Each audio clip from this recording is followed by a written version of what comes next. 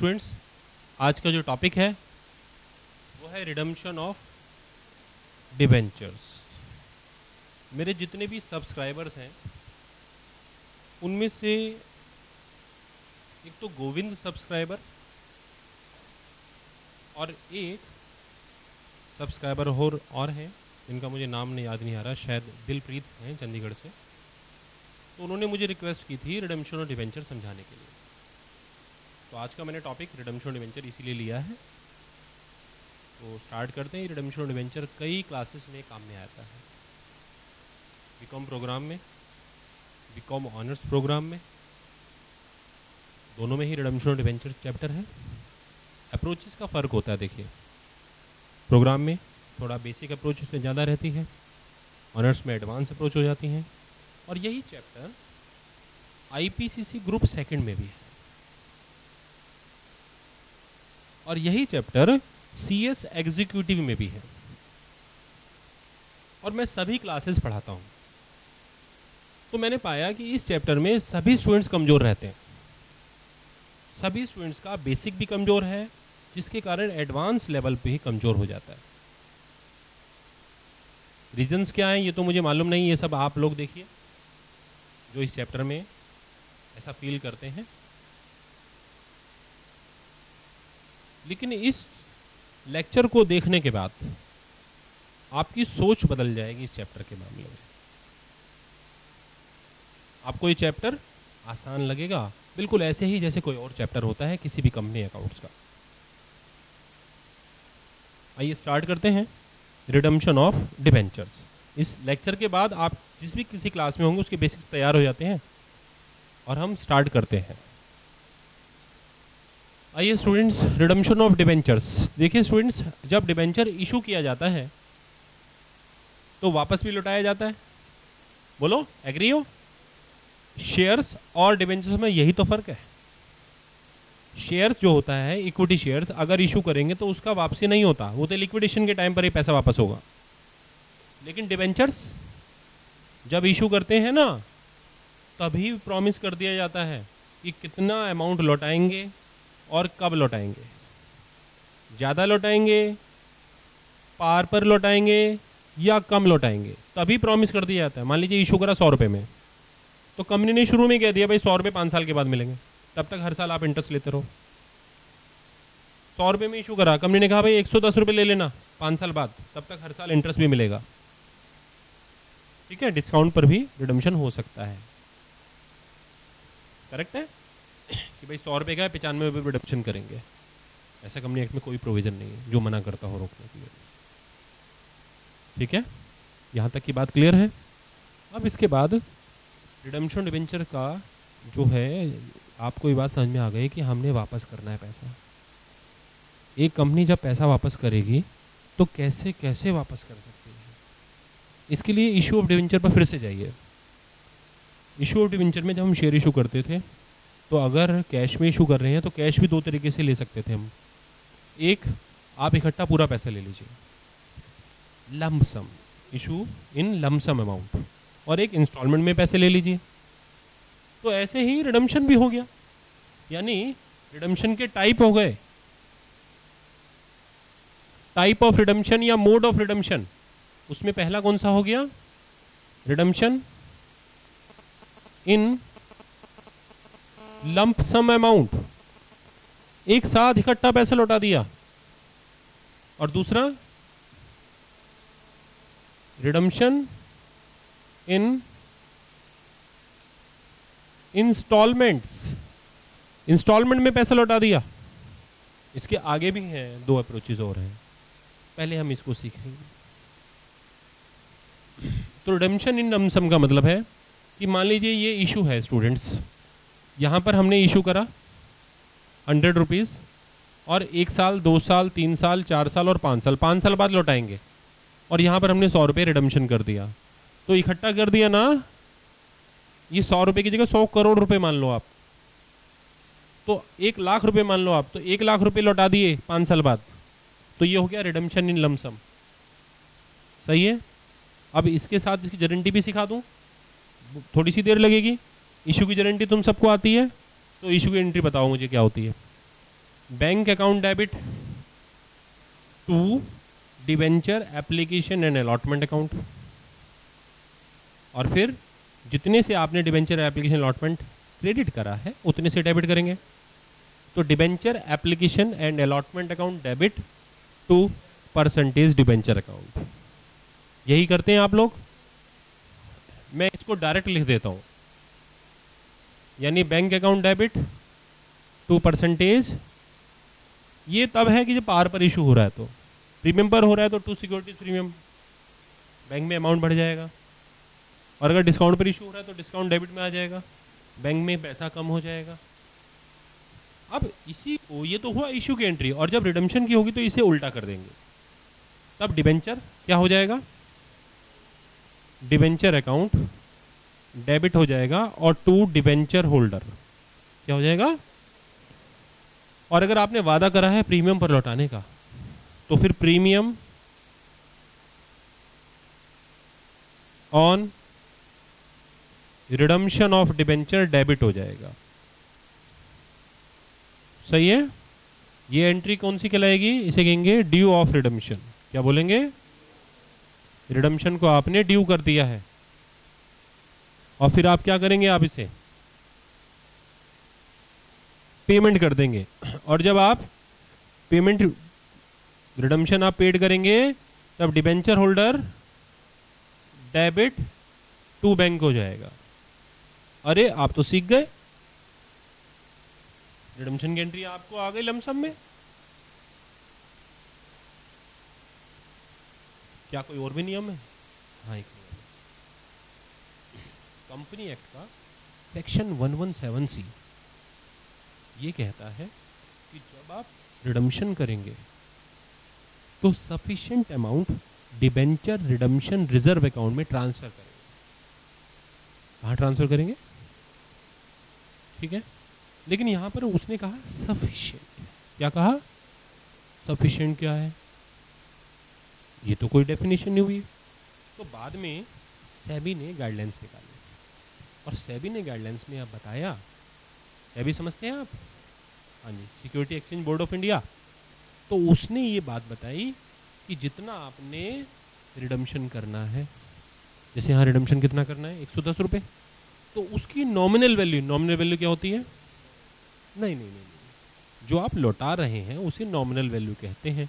हो सकता है कि मैं 99 रुपये लौटा रहा हूँ तो फिर 99 नॉमिनल वैल्यू मान लेंगे वो ठीक है। यानी नॉमिनल वैल्यू या तो पार के बराबर होती है रिडम्पशन के समय जब लौटाते हैं, या एक्चुअल अमाउंट अगर 100 से कम है तो फिर वो उस कम वाले को माना जाएगा।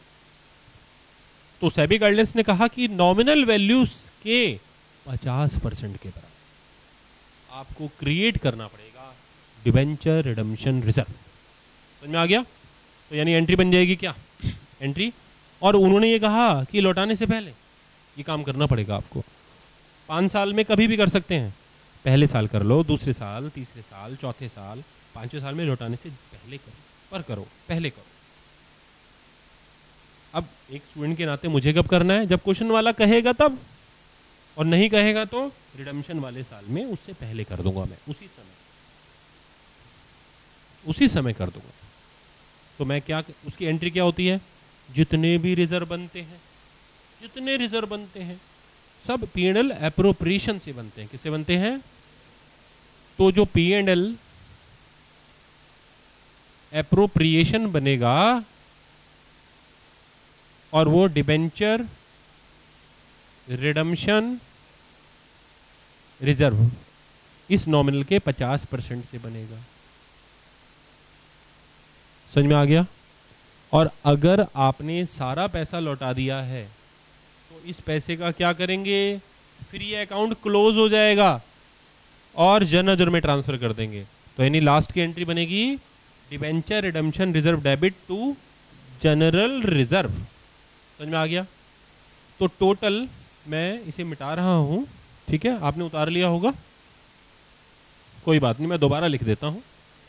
तो पहले नंबर की एंट्री ये हो गई, दूसरे नंबर पर ड्यू ऑफ रिडम्पशन, तीसरे नंबर पर रिडम्पशन पेड, और चौथे नंबर पर अगर आपका पूरा पेमेंट हो गया तो इसे क्लोज कर देंगे, तो debenture redemption reserve debit to general reserve, मैं ऐसे शॉर्टकट्स इसलिए यूज़ करता हूँ क्लास का टाइम बचाने के लिए, ठीक है। तो टू जनरल रिजर्व, पर आप एग्जाम में ऐसा कतई ना करें, आपके नंबर कट जाएंगे, फिर मत कहना कि जी आपने पढ़ाया था, ठीक है। हाँ, तो क्लियर हो गया यहाँ तक। तो ये हो गया redemption by lump sum method. Redemption by, in questions में क्या होगा कि क्वेश्चन में ये मिलेगा कि एक कंपनी ने डिबेंचर इशू करे तो आपको इशू की गारंटी बनानी पड़ेगी, फिर वो कहेगा कि 5 साल के बाद रिडम्पशन है, ठीक है। तो फिर आप क्या करेंगे कि redemption debenture redemption reserve create करेंगे लास्ट ईयर में। पर अगर उसने खुद ही कह दिया कि जो क्रिएशन है वो बीच बीच में करा है हमने, तो जैसे जैसा वो बोले वैसे वैसे क्रिएट करते रहना। जैसे कि 100 रुपये का 50% 50 रुपये होता है। मान लो क्वेश्चन में कहे कि इशू करने के बाद वो एक ईयर बताए कि इस ईयर में 10 रुपये ट्रांसफ़र करने हैं, और फिर नेक्स्ट ईयर में 20 रुपीज़ ट्रांसफ़र करने हैं, उसके नेक्स्ट ईयर में 20 रुपीज़ ट्रांसफ़र करने हैं। तो ये एंट्री 3 बार करनी पड़ेगी आपको। पहली बार जिस ईयर में बोल रहा है उसमें 10 रुपीज़ से, दूसरी बार जिस ईयर में बोल रहा है 20 रुपीज़ से, फिर जिस ईयर में बोल रहा है उसमें 20 रुपीज़ से, ठीक है। और फिर जिस साल रिडम्पशन करना उस साल रिडम्पशन हो जाएगा। तो ये आप सीख गए, क्या सीख गए? रिडम्पशन इन लमसम मेथड, ठीक है। इससे रिलेटेड क्वेश्चन अब हम करेंगे थोड़ी देर बाद, ठीक है। अभी सारे मेरा पढ़ाने का प्रोसीजर क्या रहेगा कि ये 4 मेथड्स हैं, मैं ना चारों मेथड्स का इंट्रोडक्शन दूंगा पहले आपको, छोटा छोटा इंट्रोडक्शन हो गया। चारों मेथड से आपकी क्या करवा दी? दोस्ती करवा दी, सब इंट्रोडक्शन करवा दिया, और फिर उसके बाद बारी बारी से सबके घरों में जाकर चाय पानी पी कर आएंगे। समझ में आ गया? अभी सुधार लीजिए। से नेक्स्ट मेथड है, और वो मेथड है redemption by conversion, by conversion, ठीक है।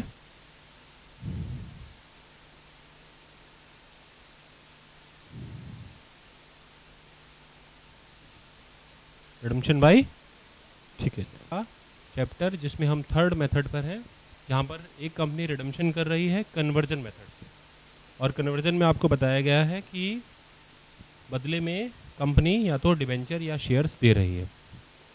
अब इसमें ये क्वेश्चन अराइज होता है कि सर जो डिबेंचर रिडम्पशन रिजर्व में क्रिएशन की आपने एंट्री बताई थी कंपनी एक्ट की सेक्शन 117C, तो क्या वो भी होगी? तो इसका जवाब है कि वो नहीं होगी।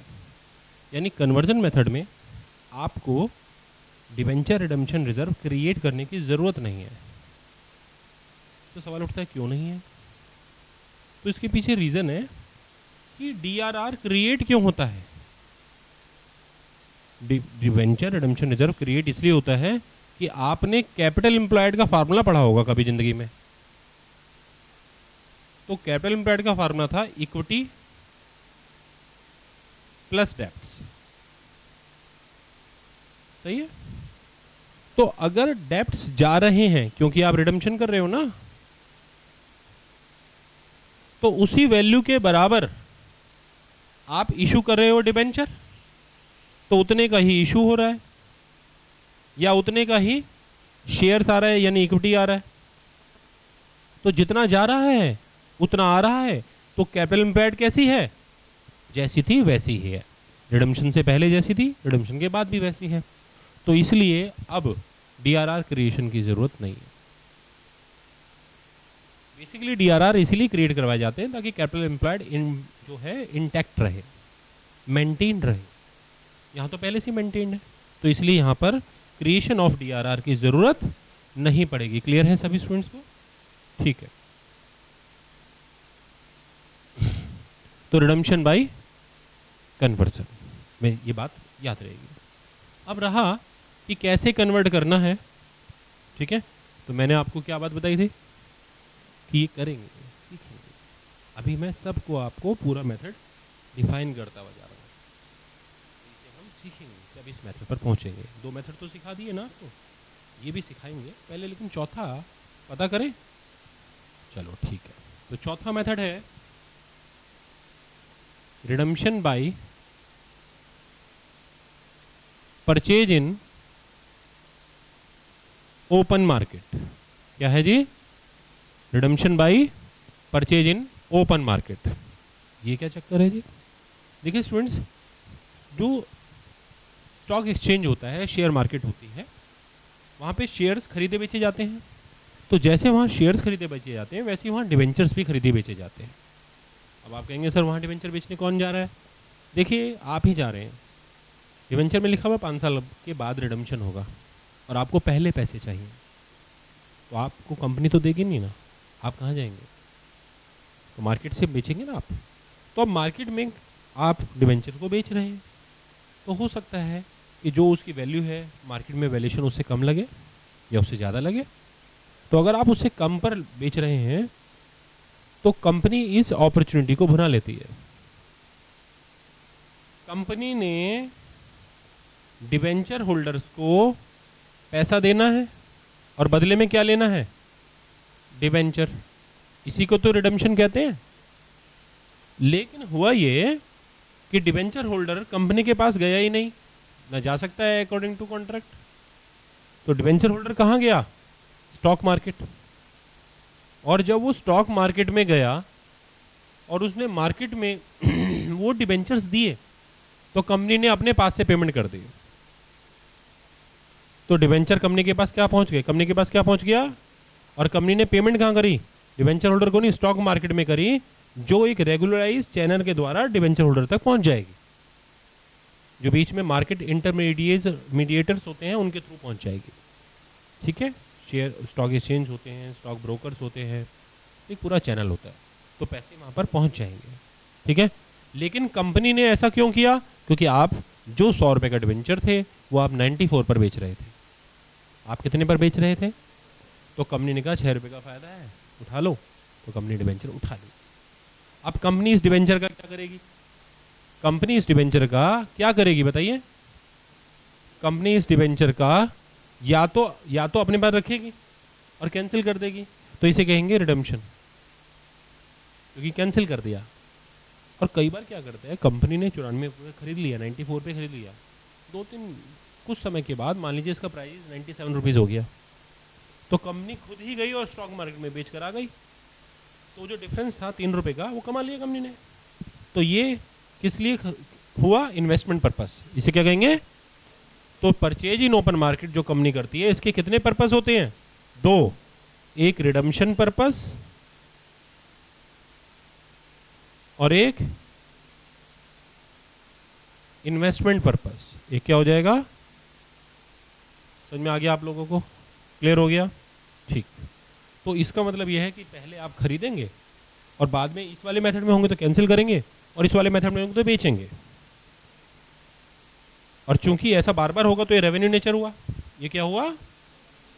ये रेवेन्यू नेचर हुआ, क्योंकि ऐसा बार बार हो रहा है ना। और ऐसा कैपिटल पर्पस है तो ये कैपिटल नेचर हुआ। क्या हुआ? तो इसमें होने वाला प्रॉफिट कैपिटल रिजर्व में ट्रांसफर होगा और इसमें जो प्रॉफिट होगा या लॉस होगा वो प्रॉफिट एंड लॉस अकाउंट में होगा। सही है? उतारिए आप।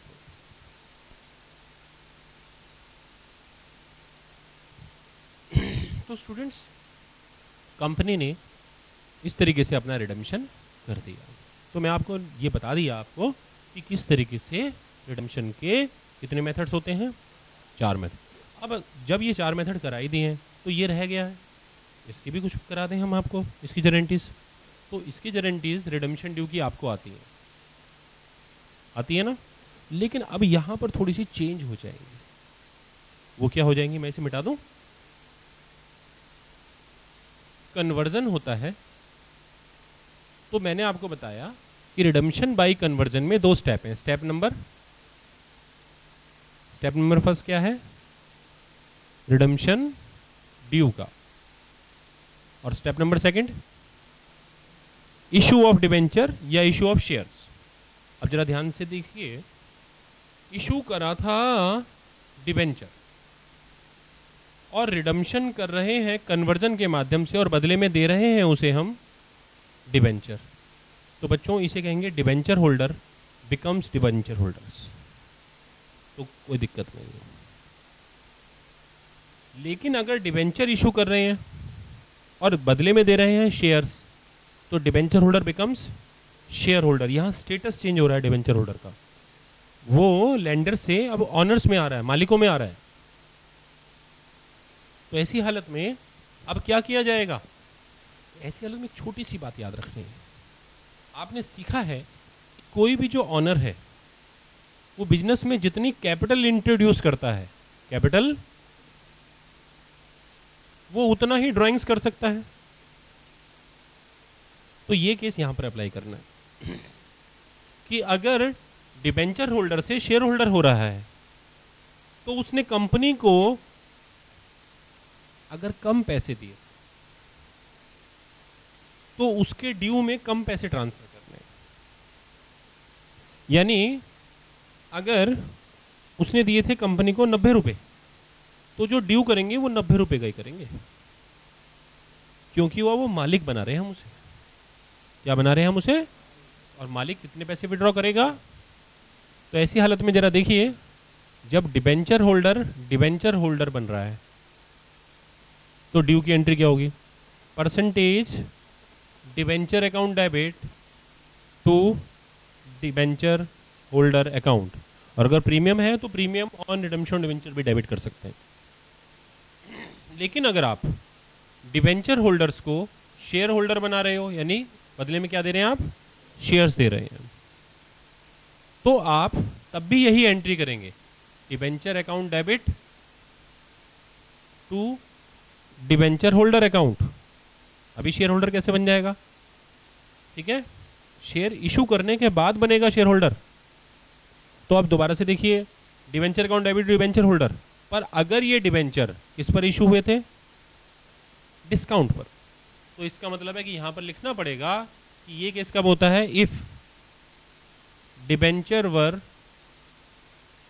Issued at discount. सही है स्टूडेंट्स? तो हम क्या लिखेंगे? हम ये लिखेंगे, क्या लिखेंगे कि वो डिस्काउंट जो उस समय पर डेबिट हुआ था अब हो जाएगा क्रेडिट। तो लिखेंगे to discount on issue of debentures, to discount on issue of debenture. तो debenture account debit 100 rupees to debenture holder 90, क्योंकि लिए ही 90 थे इससे। इशू के समय कितने लिए थे? तो 90 ही देंगे, और डिस्काउंट इशू डिबेंचर में कितने लिख देंगे? 10 रुपए लिख देंगे। समझ में आ गया? और अगर आपने डिबेंचर होल्डर से लिया था, क्या डिबेंचर होल्डर से आपने शुरू में 100 रुपए लिए थे या 110 रुपए लिए थे, और बदले में दे रहे हैं क्या? डिबेंचर होल्डर से डिबेंचर होल्डर बना रहे हैं या डिबेंचर होल्डर से शेयर होल्डर बना रहे हैं। अब मैंने शेयर यहां भी लिख लिया, तो भी ये एंट्री होगी, बशर्ते वो डिस्काउंट वाली ना हो। तो डिस्काउंट वाली होगा तो ये वाला केस हो जाएगा। यानी अगर डिबेंचर पार पर इशू हुए थे तो ये एंट्री, डिबेंचर प्रीमियम पर इशू हुए थे तो ये एंट्री, पर अगर डिबेंचर डिस्काउंट पर इशू हुए थे, अगर डिबेंचर किस पर इशू हुए थे? डिस्काउंट पर,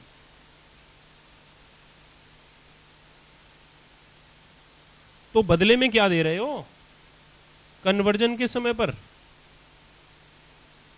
अगर डिबेंचर दे रहे हैं तो ये एंट्री होगी, और अगर बदले में शेयर दे रहे हैं तो ये एंट्री होगी। और इसमें अगर डिबेंचर के बदले में आप चाहे डिबेंचर दो चाहे शेयर दो, ये एंट्री होगी, क्योंकि आपने लिए पार हैं, पैसे कम नहीं लिए, पूरे लिए। अगर आपने ज़्यादा लिए और तब भी आप उससे डिबेंचर या शेयर दे रहे हैं, तब भी ये एंट्री होगी, क्योंकि आपने लिए पैसे पूरे ही थे, कम नहीं लिए थे। जब कम लेते हैं तब ये डिसीजन लेते हैं, ये वाला। ठीक है, पर अभी कॉन्सेप्ट खत्म नहीं हुई है, अभी इसमें कुछ टेक्निकलिटीज़ हैं। ग्रेजुएशन लेवल पर तो ये नहीं पूछा जाता, पर सीए लेवल पर पूछा जा सकता है। क्या होता है, ये जो डिस्काउंट है ये नॉमिनल नेचर का है। क्या है? जरा देखें, इशू, और यहाँ पर रिडम्पशन, मान लीजिए ये कन्वर्जन। ठीक है, ये पहला साल, ये दूसरा साल, ये मान लीजिए तीसरा साल, ये मान लीजिए चौथा साल। ठीक है, अब आपने इशू करा, तो जब डिस्काउंट यहाँ पर इशू करा होगा तो डिस्काउंट में कितने रुपए लिखे थे? 10 रुपए। और फिर आप धीरे धीरे उसे क्या कर रहे हैं? Right of. क्या कर रहे हैं? तो राइट ऑफ कर रहे हैं, राइट ऑफ कर रहे हैं, यहाँ भी राइट ऑफ करेंगे, यहाँ भी राइट ऑफ करेंगे। तो जब आप यहाँ राइट ऑफ कर रहे हैं तो आपने पाया कि 10 रुपये में से आप 1 रुपया तो पहले ही राइट ऑफ कर चुके हैं, 2 रुपये यहाँ राइट ऑफ कर चुके हैं, तो बचे कितने हैं? तो फिर आप 10 रुपये कैसे भेज सकते हैं यहाँ पर? आप उतना ही भेज सकते हैं जितने लेजर अकाउंट में पैसे पड़े हुए हैं। तो जितने पैसे थे 7 रुपये, तो आप 7 रुपये भेजेंगे। तो फिर सवाल उठता है सर 3 रुपये कहाँ जाएंगे? तो जवाब है वहीं जहाँ डिस्काउंट गया था। डिस्काउंट कहाँ भेजा था? P&L अकाउंट में। तो ये 3 रुपये जो है P&L अकाउंट से ही चार्ज हो जाएंगे। फिर एंट्री हो जाएगी to discount issue debenture 7 rupees और टू P&L या स्टेटमेंट ऑफ P&L 3 रुपीज़। समझ में आ गया आप लोगों को? ऐसा तब होता है। क्लियर हो गया? ठीक है। तो अब मैंने आपको इस क्लास में, आपको आज बेसिक क्लास थी, रिडम्पशन डिवेंचर के बारे में सारा बताया। मैंने बताया कि रिडम्पशन डिवेंचर को आप एक साथ लौटा सकते हैं बाई लमसम अमाउंट, आप किस्तों में लौटा सकते हैं बाई इंस्टॉलमेंट, आप उसको कन्वर्ट कर सकते हैं अगर आपने पहले से वादा कर रखा है तो बाई कन्वर्जन, आप उसे मार्केट में से ही परचेज करके रिडम्पशन कर सकते हैं ओपन मार्केट। क्या परचेज इन ओपन मार्केट में DRR क्रिएशन है? हाँ जी है, क्योंकि वहाँ पर आप बाकायदा डिवेंचर दे रहे हैं तो वहाँ पर DRR क्रिएट करना पड़ेगा। ठीक है। Normally purchase in open market के जितने भी क्वेश्चंस हम किसी भी क्लास में करते हैं तो आंसर लिखते समय पहले से ही लिख देते हैं कि it is assumed that DRR has a sufficient balance. पहले से क्या लिख देते हैं? DRR में सफिशिएंट बैलेंस है। इसका मतलब हम ये कहना चाह रहे हैं कि DRR इसीलिए क्रिएट नहीं करा हमने क्योंकि DRR में पहले से पैसा पड़ा हुआ है। समझ में आ गया? As per section 117C। ये बातें क्लियर हो गई। फिर उसके बाद मैंने आपको ये चारों बातें बता दी कि इस तरीके से डिवेंचर का रिडेम्पशन होता है। सही है। इसके अलावा डिवेंचर के रिडेम्पशन के लिए फंड मैनेजमेंट करना पड़ता है। क्या करना पड़ता है? कि पैसा भी तो चाहिए, ये तो एंट्रीज हैं, पैसा कैसे आएगा? लौटाएंगे कैसे? कमाकर लौटाएंगे। एक तो होता है रेवेन्यू ऑपरेशंस, और इसके अलावा हम कैसे उसके लिए फंड मैनेजमेंट करें? तो हमें ना कई बार रिडेम्पशन के लिए फंड मैनेज कर लेते हैं। तो जब हम उसे फंड मैनेज करते हैं तो उसे कहते हैं सिंकिंग मेथड। क्या कहते हैं? Sinking fund method. ये कई नामों से आपको अलग अलग बुक्स में अलग अलग मिलेगा। ठीक है। किसी बुक्स में मिलेगा डिबेंचर रिडेम्पशन फंड मेथड, किसी में मिलेगा आपको सिंकिंग फंड मेथड। तो उसमें हम फंड मेथड से करते हैं, और उसे फंड मेथड से कैसे किया जाएगा ये एक और इसमें अप्रोच होती है। सही है, करेक्ट है। इसके अलावा परचेज इन ओपन मार्केट जो आपने देखा, उसमें क्या होता है कि इसका एडवांस एप्लीकेशन होती है कि इंटरेस्ट जो है समय से पहले और समय के बाद, यानी इंटरेस्ट से पहले अगर आपने खरीद लिया और इंटरेस्ट के बाद आप खरीदते हैं, और आप खरीदने वाले आदमी को इंटरेस्ट के साथ पेमेंट करेंगे या बिना इंटरेस्ट के पेमेंट करेंगे? खरीदने वाला आदमी क्या कह रहा है?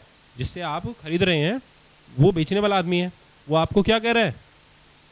वो कह रहा है डिबेंचर तो मैं आपको दे दूंगा, आप मुझे पैसे दे दीजिए, लेकिन जितने महीने तक मेरे पास डिबेंचर है उतने महीने का इंटरेस्ट दे दीजिए। तो वहाँ पर एक कॉन्सेप्ट आएगी कम इंटरेस्ट और एक्स इंटरेस्ट। कौन सी आएगी कॉन्सेप्ट? वो भी हम तब पढ़ेंगे जब उस पर्टिकुलर सेक्शन को हम डील करेंगे। समझ में आ गया? क्लियर है? तो अब हम ये आपको बता दिया है, अब आप इसे उतार लीजिए, और नेक्स्ट क्लास में अब हम इसकी जो डिफरेंट अपनी अपनी एप्लीकेशंस हैं उनके अंदर जाकर उसको सॉल्व करेंगे। इससे रिलेटेड हर टाइप का जो डिफरेंट टाइप का जो क्वेश्चंस है वो हमने अपनी साइट पर मटेरियल सेक्शन में लोड कर रखा है इसी चैप्टर के अंतर्गत। आप उस मटेरियल को ले लीजिए और उसे लेकर बैठिए, और उसके बाद मेरा वीडियो ऑन कीजिए और फिर देखिए आपको सब कुछ समझ में आएगा। ठीक है? तो okay, see you then, good luck, all the best.